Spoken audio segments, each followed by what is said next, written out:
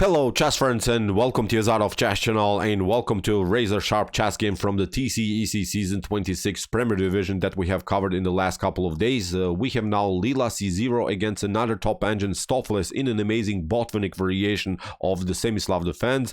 The Botvinnik variation, in my opinion, is one of the most dynamic openings that you can play. The position is so crazy. I've seen also some wild queen sacrifices in the early stage of the game in this opening, so this opening has been really popular in the 90s.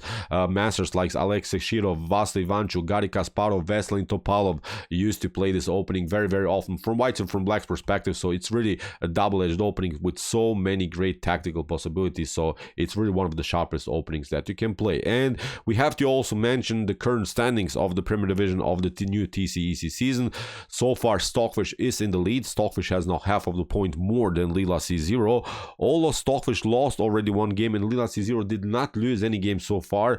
Stockfish is in the lead because Leela C0 played simply too many draws, especially in these pre-arranged openings when the engines have to play one particular opening. Stockfish is losing not any points when it plays with the white pieces. Stockfish is winning these games with great tactics, so that's why Stockfish is in the lead. But don't worry, of course in the super final we'll see the amazing match between Stockfish and the Leela C0 for sure, because these other engines are simply too far away in order to catch up with both of these top engines. So let's dive now into this game. The Leela C0 versus Stoofvlees in an amazing Botvinnik variation of the Semi-Slav Defense. So with the white pieces, Leela C0 opened here with the move d4. Stoofvlees' response was d5, c4 the queen's gambit, c6 the queen's gambit declined, the Slav defense, knight to f3, knight to f6, knight to c3, the three knight variation. We have now the move e6, which becomes now the Semi-Slav defense, and now bishop to g5. There are basically two approaches here, a positional and a tactical approach. My recommendation, and I like to play this line with the black pieces, I like to go here with knight from b to d7. After something like e3, I would for instance recommend you to go into the so-called Cambridge Springs defense. I play it now very often, have I think also good success. The main idea is to jump with your knight on e4, to play even something like bishop to b4. Still, white has many opportunities here. You didn't of course win the game because you play queen to a5, but I think you have very solid play with the black pieces here. It's a really nice, so far slow positional approach, which gives you I think good chances to win the game. But okay, here after move bishop to g5, the pre-arranged move by the organizer was now this dynamic approach with d takes c4, and you see now the pawn structure is really unbalanced after move e4 here. White has the dominant, powerful central control with both of these pawns in the center with the move e4, and also we have to notice, of course, black is now this 4 versus 2 pawn majority on the queen side, so the position is really crazy already with really is asymmetrical pawn structure here with really great opportunities now for both sides. So we have now the move b5.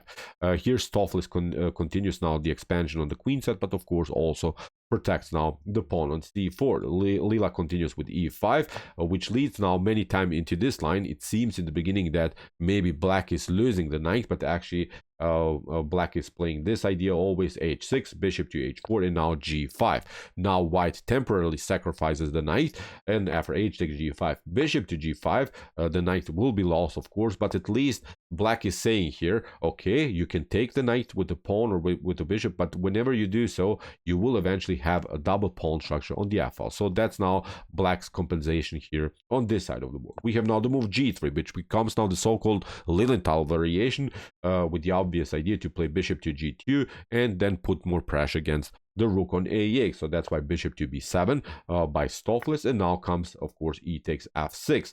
Now here comes I think this dynamic idea for both sides. Many times this line has been played, the move c5, and you see now in the database you have games like Veselin Topalov against Shirov draw, Magnus Carlsen against Shirov draw, for instance Kasparov against Vasily Ivanchuk, Garry Kasparov won the game. So what's the issue here about this position? You see black has now this powerful queenside attack, has now opened this diagonal, and there's not so much that white can do here. The only way to survive this is of course to play the move d5, and again let's see options. For instance, if you continue here with the move b4, this wouldn't be good, seems tempting, that you attack the knight, that is of course protecting the d5 pawn, but actually white doesn't have to react. White can play a beautiful bishop to c4.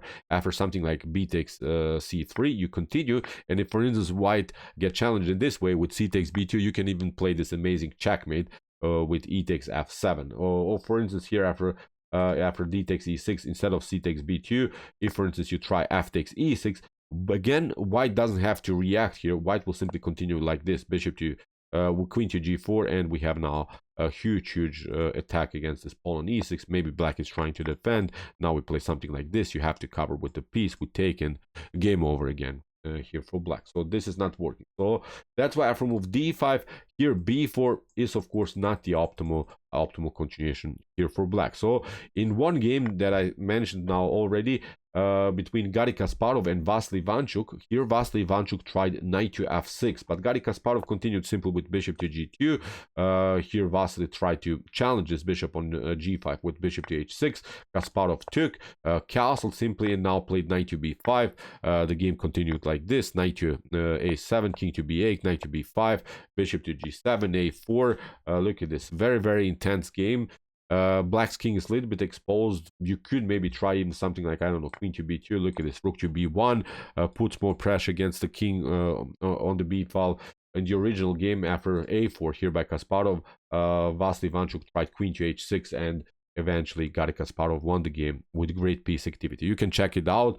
You can check out the database. In this particular position, you see now this amazing game that has been played in 1994. So okay, here after move d5 we have seen now options. b4 is not good, as we mentioned. Knight to f6 leads into a complicated game. Here Stoofvlees tried this idea, knight to b6. Here Stoofvlees doesn't want to get pinned by the bishop against the knight. He's saying, I will control the d5 square in a different way. But Leela 6-0 continues with queen to g4 anyway. What should you do? In one game that I also see in the database, for instance, queen to c8 has been played, but then white can continue in this way. Look at this, queenside casting, you take. Now again, the b5 pawn is hanging, a6, we retreat here, c3 in this game between Horst Hintz against Peter Welfelschneider. Here, for instance, c takes b2 has been played, king takes b2, queen to c7, and again a very complicated position. So I'm not sure which of these lines is simply the best, but here after move queen to g4, here Stoofvlees simply shows its plan, plays now also certain theoretical novelty, plays now knight takes d5, keeps simply a nice central grip, keeps everything glued together, compact here in the center of the board. But again, bishop to g2, you see Leela is competing now on this diagonal, says okay, maybe I will take also later the knight on the pawn on b5. Knight to f6 is of course not working because we'll simply take, and also this bishop is hanging. So here Stoofvlees tried a very aggressive idea with knight to e3, attacking the queen, attacking also the bishop, but also again also discovered attack here against the bishop by the bishop on b7. But Leela c0 finds here a beautiful move. Maybe just for fun, if you like, pause the video and try to see now the best continuation here for white. It seems so that this is undefendable, but there is a great defense here for white. What would you do now in this particular position? Okay, here Leela found a beautiful bishop takes b7, sacrifice the queen temporarily, of course, because now comes bishop to c6. Again, black has to cover, and now bishop to d7. That was now the best defensive idea. Now we have knight to b5. Again, you see the problem about the c5 approach that's very popular in the Botvinnik variation of the Semi-Slav Defense. Always the b5 is weak. Of course, white get challenged in this way. Here Stoofvlees continues with rook to b8. Leela continues now with knight to a3, says okay, you can maybe take out this one, but then your c4 pawn is weak. So we have now rook to b4. Stoofvlees is hoping to get this pawn protected, and now Leela c0 continues with h4, bishop to h6, and now kingside castle, bishop to g5, h takes g5, and now rook to h5. Here Stoofvlees is going now for the backward pawn on g5, and now f3 by Leela, kicking away the knight, knight to e3, rook from f to e1, again attacking the piece, and now after move knight to f5, attacking the pawn on g3. Again, my question for you is, what should be now again the best continuation here for white? Pause the video and try to see now the best idea. I'm not saying this move is winning or something for white, but this move has to be seen. If you don't play now this move, I think you don't have so many great winning chances. So it's now, I think, the most important question of this particular game. So what would you do now? Again, just for fun, maybe you can participate actively in this amazing chess game. Okay.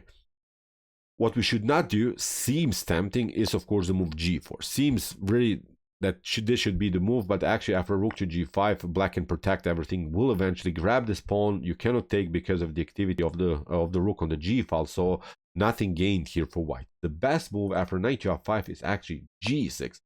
This is the way to go. This is now the stunner, because after f takes g6 and now g4, okay, you will eventually play rook to g5, but look at this now. Leela c0 created a passer here on the f file, and the rook is a little bit misplaced. The rook is a little bit locked here on g5. The knight still has to move, so you lose an extra tempo.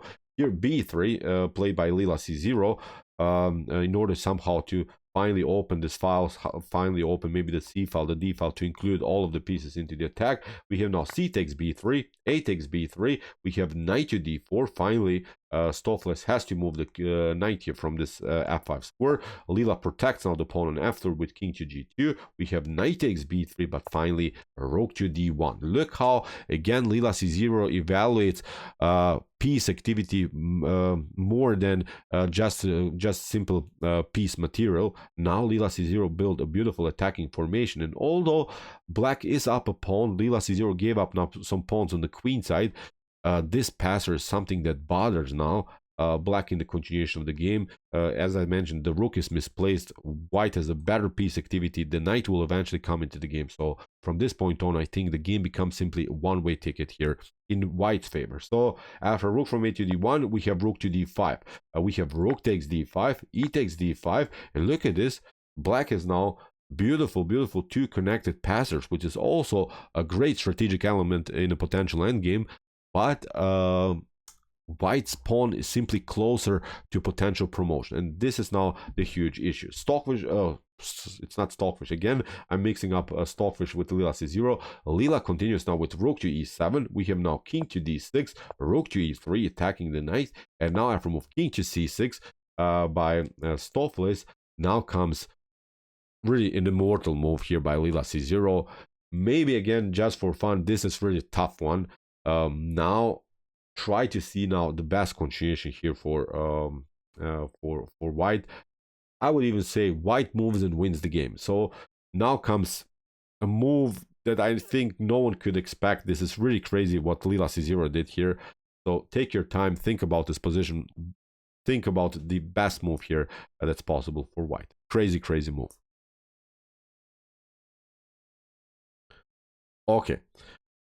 Let's see, first of all, different options. For instance, if you try f7, seems tempting, of course, that you play like this, but and there's simply no good promotion, no good protection, because if you try something like rook to b8, then we'll play simply rook to e8, and this pawn is going to be promoted. But actually, after f7, black has now this defensive resource, rook to f4. Will eventually give up the knight, but after rook to f7, I would say this is an unclear position. Probably in AI chess, white would win the game, but I'm not sure how many players in human chess would win eventually this game. Two connected passers here, king very centralized of blacks, will eventually get into the action. Rook is also close enough to the action, so probably, as I said, this should be winning for white because of this 2 versus 1 situation on this side of the board.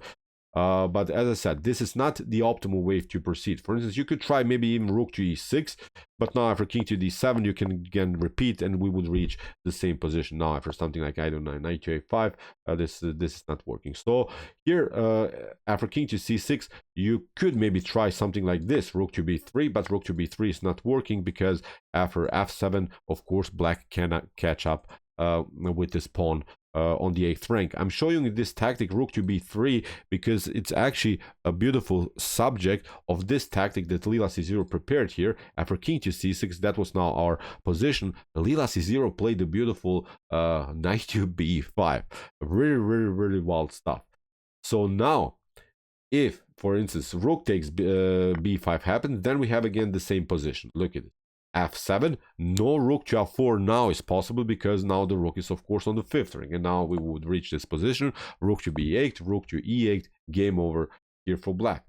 After knight to b5, here Stoffels continues now with king to b5, but now the king is standing in the way of the rook. So now again we can simply push the pawn with f7, but now f7 immediately would not be good because again of rook to f4. So that's why rook takes b3 first by Leela c0. You cannot again play rook to f4 because the rook is pinned to the king. You have to play now rook takes b3, and now the pawn is marching. This was now brilliant stuff by Leela c0, and the queen is going to be promoted. Very epic tactic, endgame idea, crazy here by Leela c0. So here Stoffels is trying to battle with c4. Leela c0 doesn't have to even immediately promote to queen, simply pushes the pawn. We have now c3, and now f8 the promotion. Now a new check by Leela, and now queen to g6, simply picking up the pawn and also controlling the potential progress of the pawn on the c file, not allowing c2, at least not immediately. So that's why d4, but now queen to f5 check, king to c4,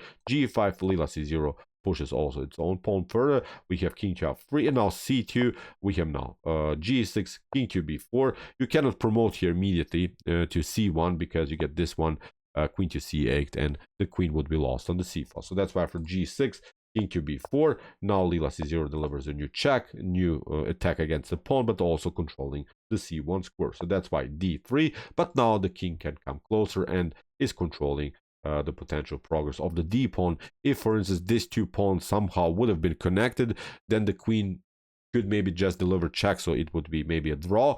But now Leela c0 controls the d2 square. Great move. Rook to b1. Leela c0 pushes now this pawn. We have now the promotion. Leela has to give up now material, but can promote, of course, a new queen here on the g file. Game over, I think, here for black. Queen a5, queen to a2, new check. Leela c0 took the pawn. Took the rook here on c1, and in this particular position, Stoffels resigned. So great game, great endgame tactic here by Leela c0. This was, I think, the crucial moment of the game. This move knight to b5. If you have someone, maybe just you can set him up this position, and maybe as an endgame puzzle, you can show it to your friend somehow. Maybe just ask him what would be now the best continuation here for white. Knight to b5, really the stunner of the game. This move dismantles simply every defense by black. Crazy endgame idea here by Leela c0. So okay, I hope that you enjoyed this game. I really enjoyed it a lot. Interesting ideas of the Botvinnik variation of the Semi-Slav Defense. If you want to see some more AI chess, some beautiful position, but also tactical chess like this, check out our commented chess games played by computer series. Here's the link of the playlist, and if you like this content, hit the subscribe button. See you soon with some more videos, and what do we say in the end? Chess is the best, of course.